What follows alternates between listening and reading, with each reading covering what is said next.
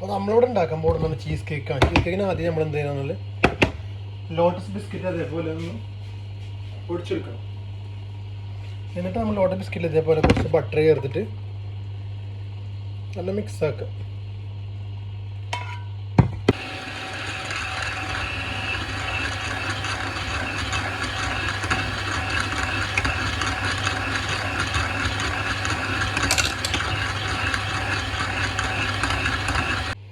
അപ്പോൾ നമ്മൾ ക്രീം ഏകദേശം ആയിട്ടുണ്ട്. അപ്പോൾ അതിലേക്ക് കുറച്ച് മധുരത്തിന് പഞ്ചസാര പൊടിച്ച് ചേർക്കട്ടോ.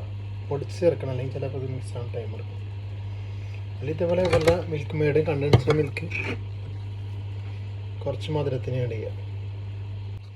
അപ്പോൾ നമുക്ക് ലോട്ടസ് ബിസ്കോഫിൻ്റെ ചീസ് കേക്ക് ഉണ്ട്. അപ്പോൾ നമ്മളൊരു ക്രീം എടുക്കുക. ക്രീം ഒരു ടീസ്പൂൺ ഇതിൽ ആഡ് ചെയ്യാം.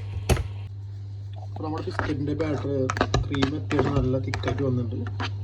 ഉണ്ടല്ലേ, നല്ല മധുരമുള്ള ക്രീമാണ്. ഇതിൽ നമ്മൾ ചേർത്തിരിക്കുന്ന ബിസ്കോഫ് ഉണ്ട്, വിപ്പിംഗ് ക്രീം, എഗ്ഗ്.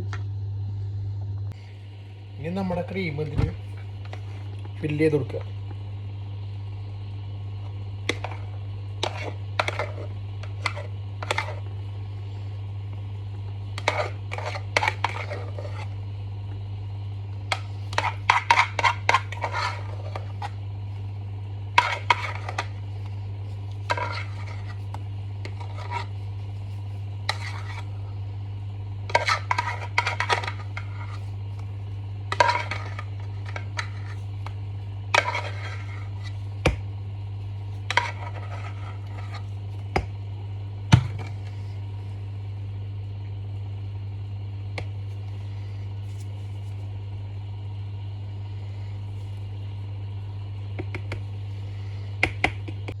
അപ്പോൾ നമ്മൾ ക്രീമൊക്കെ വെച്ച് സെറ്റ് ചെയ്തിട്ടുണ്ട്. ഇതിൻ്റെ മേലെ നമ്മൾ കുറച്ച് നല്ല ബിസ്കോഫിൻ്റെ ക്രീമും കുറച്ചും കൂടി നല്ല തിക്കായിട്ട് ചേർക്കണം കേട്ടോ.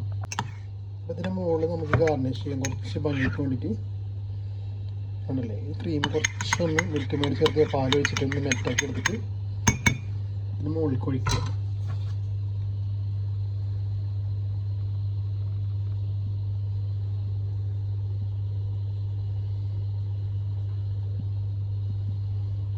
എല്ലാ ഭാഗത്തൊക്കെ നാവണ പോലെ ആക്കുക. ചീസ് കേക്ക് റെഡി ആയിട്ടുണ്ട്.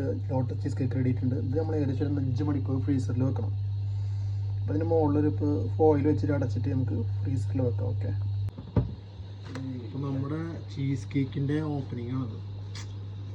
എല്ലാവരും പറയും എനിക്കിത് കഴിയില്ല, പക്ഷേ നമുക്കിത് കഴിയും. നമുക്ക് മെല്ലെ അത് ഓപ്പൺ ചെയ്തിട്ട് ഇങ്ങനെ നോക്കാം. ഞാനിങ്ങനെ പഠിച്ചതല്ലേ, എറണാകുളത്ത് പോയിട്ട് പഠിച്ചത്, അതിന് കാണാം. കണ്ടോ, ഇങ്ങനെയൊക്കെ തുറക്കുന്നത് ഞാൻ തന്നെ പഠിച്ചല്ലോ. നിങ്ങൾ ആദ്യം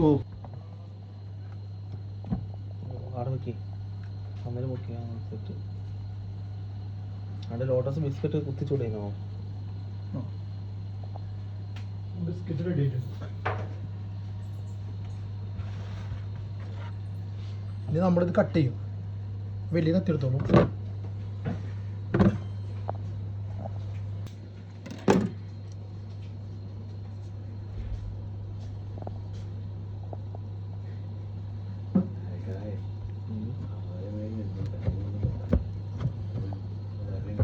അല്ലൊക്കെ ചെറിയൊരു ബർത്ത്ഡേ ഒക്കെ ഉണ്ടെങ്കിൽ നിങ്ങൾ ഓർഡർ ഒന്നും ഉണ്ടാക്കുമോ? പിന്നെ അപ്പം ഇറങ്ങിയെന്നറിയാൻ ഇത് ഉണ്ടാക്കാൻ വേണ്ടി രാവിലെ ഞാൻ വിട്ടുകളേ. എടുക്കേ, നമ്മുടെ കേക്കിൻ്റെ ഉദ്ഘാടനം കണ്ടില്ലേ?